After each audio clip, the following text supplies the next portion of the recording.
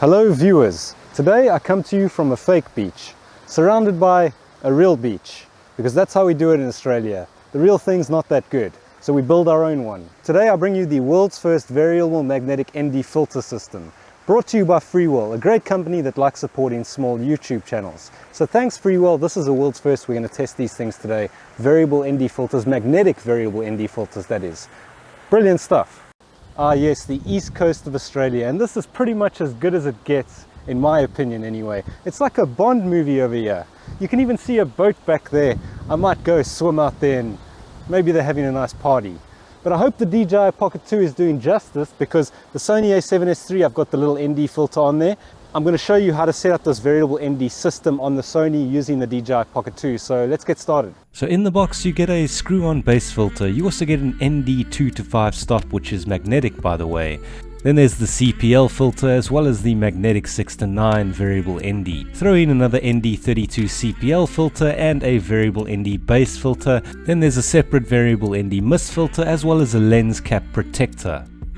The first thing we need to do is start with this little base plate. You've got your camera, it's a 67mm thread. That's the one I bought. Unfortunately for me, all my camera lenses are 67mm. So this has got the red trim on the side, that's the base plate.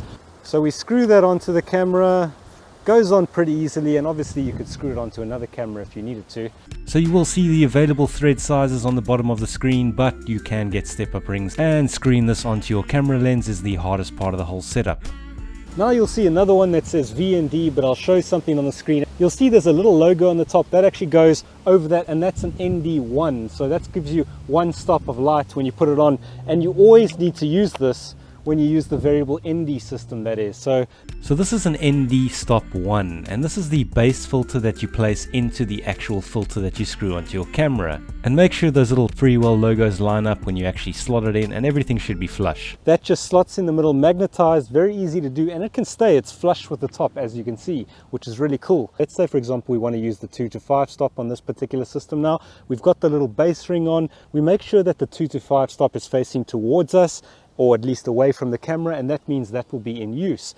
So make sure the 2 to 5 stop is pointing away from your camera lens when you actually magnetically attach it. So now you'll see your actual ND filter has a little marking with a capital letter A. All you need to do is line that up with the base filter's capital letter A, and it's magnetic, so you don't need to screw anything on. You only have to screw the base filter on the first time, which is excellent. After that you're just attaching things magnetically. So now we have stops 2 to 5 variable, and the little A's line up on the side. This is just using the base filter on the right hand side. It's the ND1, and you can see that the colors are matched pretty well, and there's not much of a color cast on the image. Now in order to mimic the way the human eye sees everyday video in life, you want to keep your shutter speed double that of your frame rate. So if you're shooting 24 frames per second, you'd ideally want to be in like 1/50. It'll give you a little bit of motion blur, but the exposure is a little bit clipping on those highlights, but you could use your variable ND filter to bring that down. So I can increase that to like 4 or 5 stops. This is the ND stops 2 to 5. We'll go down there and see if we can test the 6 to 9 in more bright sunlight. We've only just begun.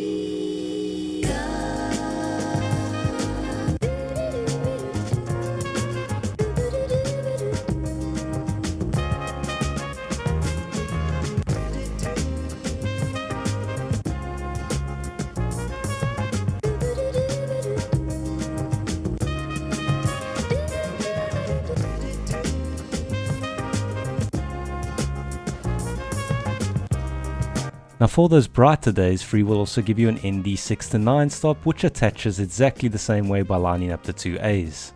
Okay, I've got the 85mm lens. I got the sun directly on me. I'm in manual focus and I'm using the same filter thread. It's a 67mm in my case. I was able to screw it on, and I've got the ND filter on there, so I'm able to get 1/50 shutter speed, a little bit of motion blur. It blocks some of that light, hoping I'm not blinded by the sun, but it looks pretty good at the moment on the exposure meter. The variable ND filter is really good if you're using manual exposure and you want to move things around and assist yourself with controlling the light that gets to your camera sensor. Married. The photographer's taking photos of them. She bought the wrong camera. She's got a Canon. Now you can also put the VNDXMIST filter on the actual base, which is pretty cool. I wanted to see what effects I could get. I'm a big fan of this mist base because it gives you kind of a cinematic / vintage look. And look at the halation around the light on the bottom. It does look really nice. It's a dark, cold world out there. There's a time to live and a time for a man to die.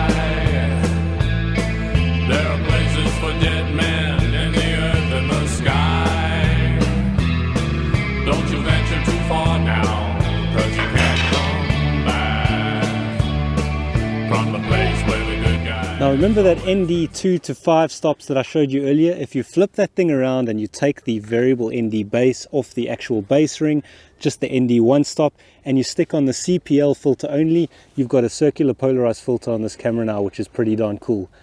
So the CPL filter on the right will help reduce reflections and glare by filtering out light that has become polarized due to the reflection. Now remember, if you take the 6 to 9 stop off and you flip it around, there's an ND32 CPL filter, which is pretty good. In order to use this, take the variable ND bass off and then put the ND32 CPL facing away from you, and in theory this should reduce up to 5 stops of light. Okay, this is no ND filter, nothing on the camera. How does it look? I'm going to try the circular polarized ND32 filter. So if you switch that ND 6 to 9 and you switch it around, you've got an ND32 circular polarized filter. It should stop a lot of that glare in the background. And let's just see what it looks like. So this is no ND filter. So the ND filter on the right definitely has darkened the sky slightly. It's definitely darkened the entire image. How does that look? Sony a7S III with the polarized filter. Free will also give you a protective lens filter cap, which is quite nice if you're going to toss this in your camera bag. They also give you a little pouch that holds all the little accessories and small enough to toss in your bag. What do you think of these particular filters? Would you be interested in getting a pair? These are the world's first magnetic ND filters. They're pretty good. Link will be in the description, as I said.